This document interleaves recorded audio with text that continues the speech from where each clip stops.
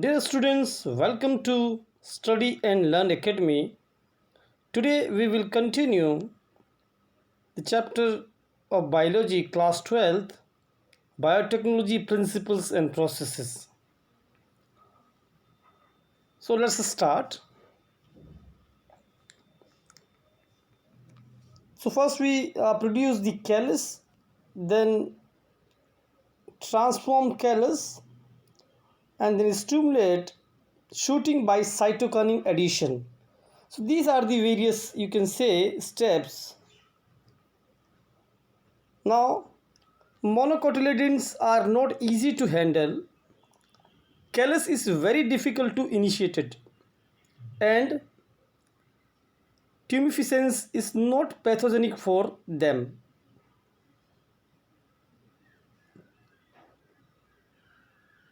So you can see in this particular slide how the process is going on and various steps in monocotyledons. After shooting, calli are placed on a selective media containing a herbicide for 3 weeks. So this particular slide is showing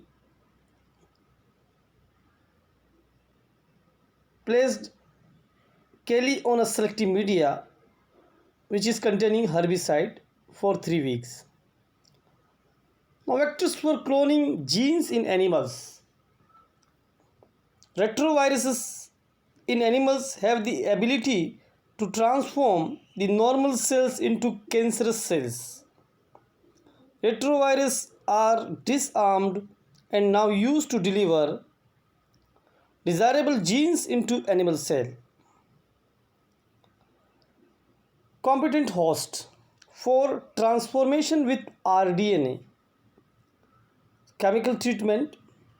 Bacteria cell is treated by calcium to make them competent.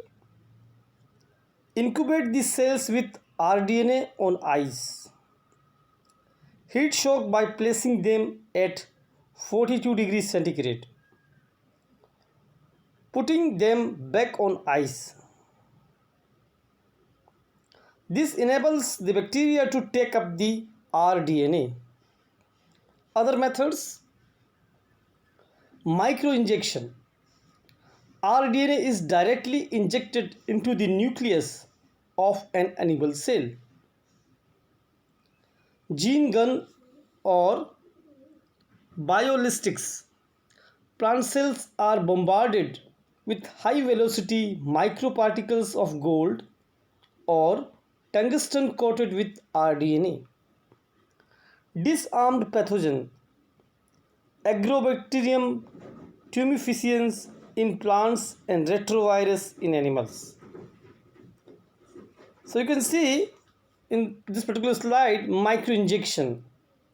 The host cell is immobilized by applying a mild suction with a blunt pipette. The foreign gene is then injected with a microinjection needle. So this particular slide showing microinjection process. So there are holding pipettes, host cell, and there is a nucleus, and around nucleus there is a cytoplasm, microinjection needle with foreign DNA, and how the process is going on. Gene gun technique, you can see this particular slide showing the gene gun technique. Gene gun is there, DNA coated golden particles, then plant cell is there, then inside the plant cell there is a cell's DNA, a plant cell with a new gene, and cell division is there in plant cell, and ultimately you can see transgenic plants will develop. DNA with desired gene and antibiotic resistance is coated on the surface of gold particles. So you can see in this picture the various instruments and various processes are going on. Closer look on gene gun. This particular picture is showing the close look of gene gun and how that works. Processes of recombinant DNA technology. The first, isolation of genetic material, that is DNA, cutting DNA at a specific location, amplification of gene of interest using PCR, and insertion of rDNA into the host cell organism, and obtaining the foreign gene product. So, isolation of the genetic material DNA, that is the first step. Then you can see inserting a DNA sample into a plasmid. So this particular slide showing various steps to inserting a DNA sample into plasmid. Construction of a recombinant DNA plasmid, autonomously replicating circular extrachromosomal DNA is isolated. Plasmid DNA acts as a vector since it is used to transfer the piece of DNA attached to it to the host. Plasmid DNA also contains genes responsible for providing antibiotic resistance to the bacteria. Plasmid DNA was cut with a specific restriction enzyme, molecular scissors, that cut a DNA at specific locations. The DNA of interest to be inserted was also cut with the same restriction enzyme. The DNA of interest is hybridized with the plasmid with the help of DNA ligase to form a recombinant DNA. Recombinant DNA is then transferred to a host such as E. coli, Escherichia coli, where it replicates by using the host replicating machinery.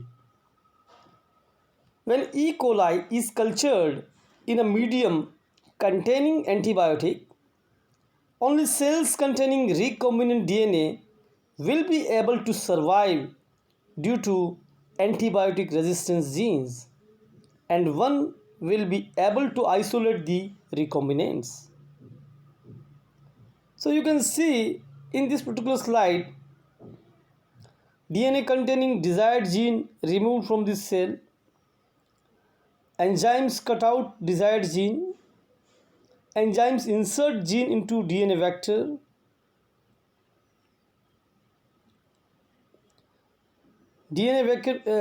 vector taken from bacterium. Then you can see bacteria reproduce, creating a large number of bacteria with the new characteristics.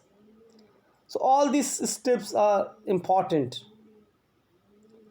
Selecting cloned DNA molecules and making more of them.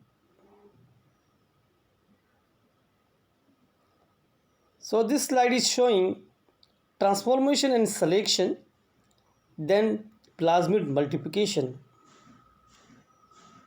So recombinant plasmid with mix with E. coli cells with plasmid's presence of calcium chloride, culture on nutrients agar plates containing ampicillin. So you can see how the process is going on. Now polymerase chain reaction, PCR. In this reaction, a small fragment of deoxyribonucleic acid DNA or gene can be rapidly cloned or duplicated to produce multiple DNA copies. It requires primers, small chemically synthesized oligonucleotides that are complementary to the regions of DNA. Taq polymerase, thermostable DNA polymerase isolated from Thermus aquaticus, a heat-loving bacterium found in the hot springs of Yellowstone National Park. It remained active during the high temperature. Nucleotide bases. Each cycle of PCR consists of three phases. The first phase is denaturation. The DNA is heated to cause its two linked strands to separate. Annealing, that is the second phase. The temperature of the mixture is lowered to allow primers, starter, pieces of DNA to bind the separated DNA. Then extension, or you can say polymerization. The Th polymerase enzyme extends the primer using the nucleotides and copy the DNA rapidly. So you can see in this particular slide the various phases how they are occurring in PCR cycle.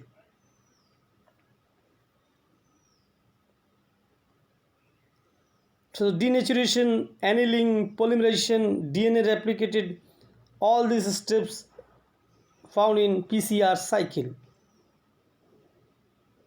So you can see all these slides showing PCR cycle. One complete PCR cycle takes less than 2 minutes to complete. Theoretically, the PCR cycle can be repeated indefinitely, but the polymerase, nucleotides, and primers are usually renewed after about 30 cycles. 30 PCR cycles can produce 1 billion DNA copies in less than 3 hours. So you can see in this particular slide. Now the applications of recombinant DNA technology. First, to understand molecular events in biological processes such as cell differentiation and aging. It can be used to make precise gene maps. Useful chemical compounds can be produced. Example, injectable hepatitis B vaccine. In the diagnosis of diseases. So examples are identification of food poisoning by Salmonella. B. Hepatitis virus. C. HIV.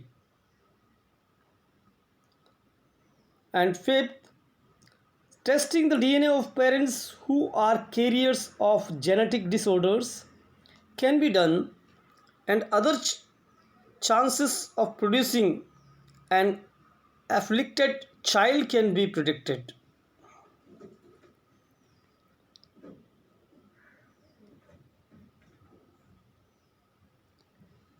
So this particular slide is showing various processes, and the techniques and purposes. What are the different techniques and purposes? rDNA, to make a DNA copy of mRNA. Restriction enzymes, to cut DNA at specific points, making small fragments. DNA ligase, to join DNA fragments together. Vectors, to carry DNA into cells and ensure replication. Plasmids, common kind of vector. Gene transfer, to deliver a gene to a living cells. Genetic markers, to identify cells that have been transformed. Replica plating, to make exact copy of bacterial colonies on an agar plate. PCR, to amplify very small samples of DNA. DNA probes, to identify and label a piece of DNA containing a certain sequence. Shotgun, to find a particular gene in a whole genome. Antisense genes, to stop the expression of a gene in a cell. Gene synthesis, to make a gene from scratch. Electrophoresis, to separate fragments of DNA. So this is all about the biotechnology principles and processes. Thank you very much. Goodbye.